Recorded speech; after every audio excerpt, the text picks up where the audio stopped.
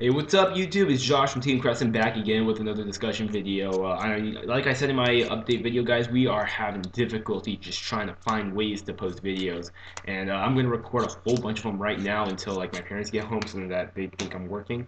But for right now, guys, just sit tight. I'm gonna be trying to do it, like I said, discussion videos once a week, and um, all that other stuff. So it's Sunday morning, and if you see me wearing the same apparel, doing multiple like the same discussion videos, don't freak out. It's not because I'm like poor and I can't wash my clothes. I'm just kind of pulling a whole bunch of different discussion videos because there's a lot I need to talk about. So first things first, I wanted to sort of apologize for how wrong I was about this format. I said that this format was going to be dictated by the exceeds, and it's going to be dictated by like whichever deck can bring out the best rank 4 toolbox as much as possible. So, Harpies was competing being able to go into Lightning Chidori. Fire Fist was competing because they have arguably the best rank 4 Xyz, Cardinal, and, a whole bunch of other decks that have the capabilities of going into these big, rank 4 monsters. Not big rank 4 monsters, but, the rank 4 monsters.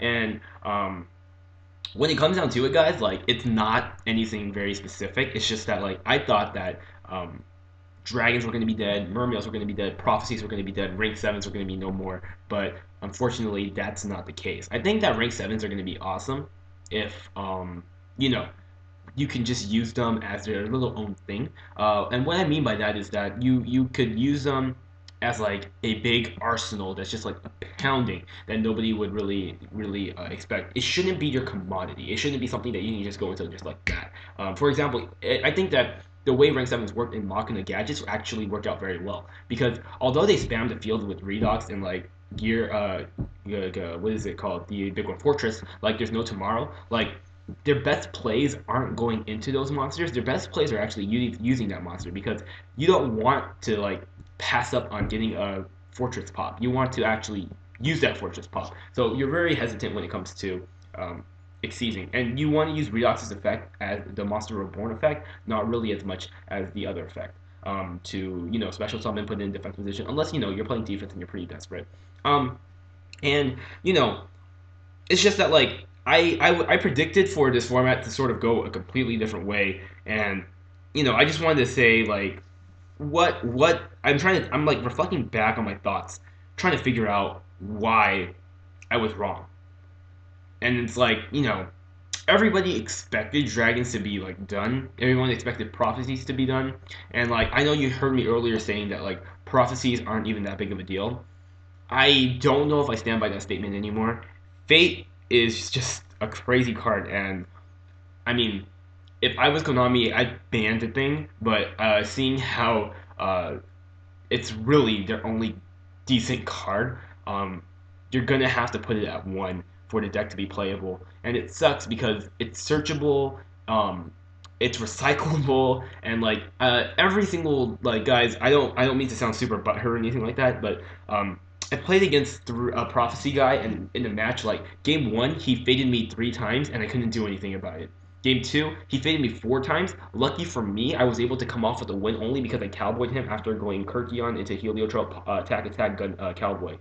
Third game, he faded me another 3 times, and I couldn't do anything about it. Like, the card is nearly unstoppable because it doesn't target. It doesn't, it has so many versatile effects that it becomes almost impossible for you to, like, counteract against it. But, what this video is going to be about is sort of like depicting what needs to happen in order for this to be a more balanced format. In other words, this isn't going to be a banless discussion video, but this is sort of kind of like what needs to happen to each individual deck in order for this format to be balanced. And I'm not gonna take in consideration Shadow Specters or Legacy of the Variant, only because like that's gonna completely wreck the format. Because apparently Ghost Tricks are the ultimate counter to dragons. That's what I heard. I don't know if that's true. So I'm gonna have to research Ghost Tricks on my own before I can make a video on them. Because if they're really as good as they say they are, I want to see how that plays out.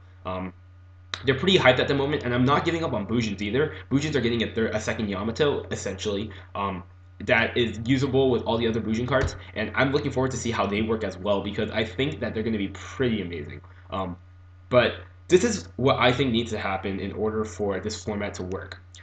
I don't want dragons to be hit. I don't want them to go to 2. I don't even want them to go to 1, and then like people are talking about banning all of them. I think that's just ridiculous. You can't really hit any of the dragons, only because Konami used the dragons with the intentions of sort of enhancing other decks. Before this format, the Earth archetype was ass. The Wind archetype was ass. The Water archetype was, pretty good because of Mermaids. The Fire archetype was okay because of Fire Fist.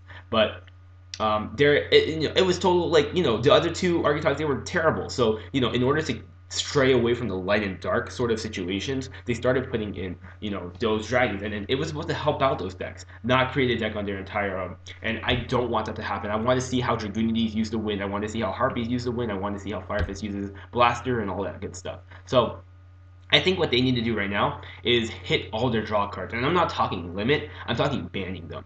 And, this isn't what's going to happen. This isn't my prediction by all means. I'm just saying this would make the format so much more balanced. I mean, ban the 7 stars card, ban gold card, ban cards of consonants, ban reckless greed even, and like you gotta put Upstart Goblin back to 1 because like all 5 of those cards are just making the deck way too fast, and they're accessing their resources faster than like their opponent can respond. So with that said, this will cause a lot of mishap between the dragon players because they're going to have to look for different outs in order for them to sort of play it out, in other words, because there are a whole bunch of other cards that they can use, such as trade in with the Blue Eyes build, which honestly isn't very good to begin with. And they have to use, there's just a whole bunch of other cards that they need to do. The deck is way too fast as it is, and it's not because of the dragons. It's because of Ravine. It's because of like all of that good stuff. Ravine also probably needs to go, unfortunately, because if you put it at 1, then they're just going to use terraforming, and then they'll get there. And then the next thing that needs to happen with the dragon matchup is that they sort of just like they can't become a Luxacky deck because even though what this called when it was wind up format after Zamadi went to 1, it was crazy. Like nothing was going to be able to compete with wind ups for the longest time. But what happened was that after it wasn't a Luxacky format. Like people found ways to counteract them. Unlike when you just flip over Return from the Different Dimension, it just creates it's terrible. Like there's no way for you to come back from that, especially when you beta all your back row and everything like that. So luck can't become a factor in the dragon matchup. Otherwise, like it's just gonna piss people off. I've returned people. I actually haven't had my fair shares of being returned, but I've returned people, and it's like, dude, there's no way of coming back from it. It's ridiculous. In order for dragons to truly be like I think that the point here is that I want the dragons to exist, but I don't want them to be a deck on their own. That's the biggest thing right now. Okay, going on to the next matchup is Prophecy. Fate's too good of a card, simple as that. I don't think that it really should be anything. I don't think that Fate needs to be, banned.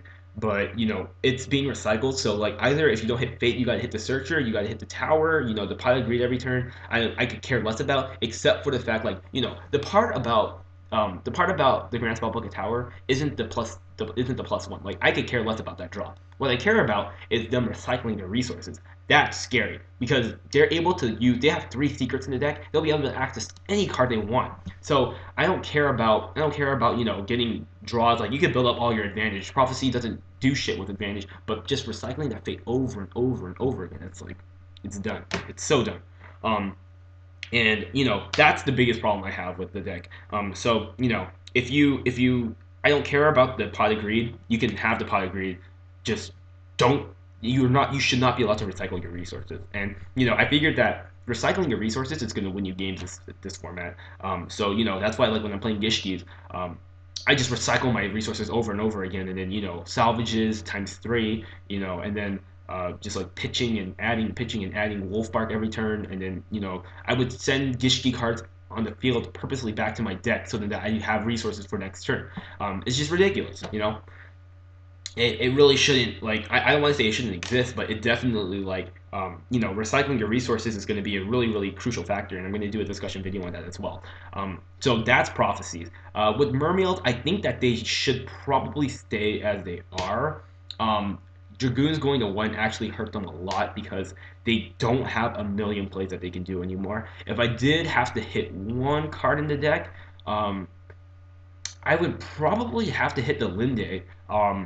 And it wouldn't kill the deck either because they would be forced to just get other targets using the Abyss Sphere. But definitely, like, that'll put their resources at an all-time low, forcing them to play, like, if not other cards. Like, 'cause the way that I've been playing, I haven't been playing Gen X Undyne at all, and it doesn't matter for me because Gen X Undyne honestly isn't. I don't think it's that great. I'm just playing just the mono Mermail build, but with title, of course, and it's doing wonders. So I mean, like, you can only go, like, the way I look at it for Mermails is, like, the longer the matches, the harder it is going to be for you to win. Because, Mermail, Abyss, Dweller actually shuts down the deck hard, like, crazy hard.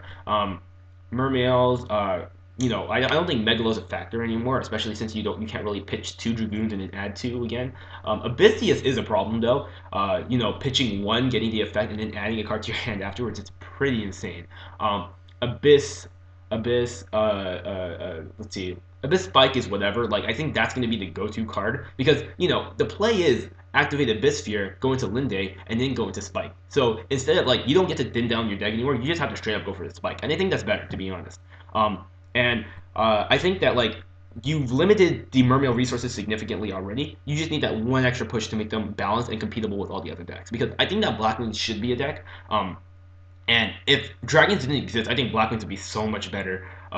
And there's not too many ways that I could hit Blackwings. I mean, Whirlwind going to 3 is going to be a commodity now. Like, that's going to stay for a while. It's just like Judgment Dragon at 3. It is what it is.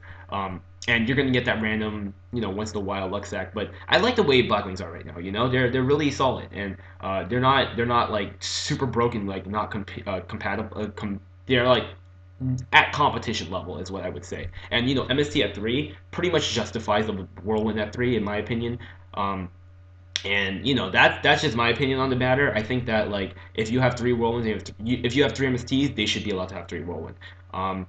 There's no reason why Lightsworn should have 3 JDs and then Blackwing should not have 3 Whirlwinds. And, like, I think that one of the biggest things that I need to address in this right now, and I'm going to be doing a separate video on this afterwards, but Vanity's emptiness needs to go to 1. And the reason I say that is because people don't realize it yet, but it is the second coming of Royal Oppression. Like what Dragon players are doing right now is that they're main decking Vanity's Emptiness. When they flip over to Vanity's Emptiness, they'll straight up let it die because they don't care about it when they can go back to their turn. So they'll do all the stuff that they need to do to set up, activate Vanity's Emptiness so their opponent can't do anything, and then next turn just destroy it so then that they'll be able to just go ham and then destroy their opponent. So literally Royal Oppression. I can't, like, this is, I love the card Royal Oppression for a while, but once I figured, like, people started abusing it, it needed to go. This is kind of the same thing. Now, having said that, Vanity's Emptiness is controllable, so that's why I'm not banning it, I'm simply just limiting it. And the prices are ridiculous at the moment, so I don't think that, like, like Mega Capital G said, it is going to be a card that becomes a staple, but if you limit it, then it becomes controllable. So that's my opinion so far. So just a really, really brief recap. Dragons need to become helpers, not a deck themselves. Prophecies need to find a way to limit, like, their way to abuse fate because that's the sole card keeping them alive and compatible at the moment. Mermails just need to, like, start slowing down on their resources. Blackwings, I think they're justified as heck already, and Vanity's Emptiness needs to go to 1. So you guys have to let me know what you think in the comment section down below. This video is probably going to be titled something like how to balance the format or something like that. By all means, guys, this is not my predictions. When I think of predictions, I do like to think of trends. I like to think about what Konami's doing. I like thinking about the upcoming sets. So, if they want to sell Shadow Specters, they better get rid of Dragons. They are, they can leave Dragons and let Ghost Tricks go ham for a while. But they need to get rid of, like, a whole bunch of other stuff. If they want to sell Bujin stuff, because, like, I know that Yamato's going to go back up because, that's just the way Konami is. So, once Bujin and Yamato goes back up, if they want Bujin to be good, like, Prophecies cannot be a deck, unfortunately. So, you guys gotta let me know what you think in the comment section down below. If you guys like this video, go ahead and give it a thumbs up. Subscribe if you guys haven't already, and I'll be doing some more discussion videos soon, guys. So, this is Josh from Team Crescent, signing out.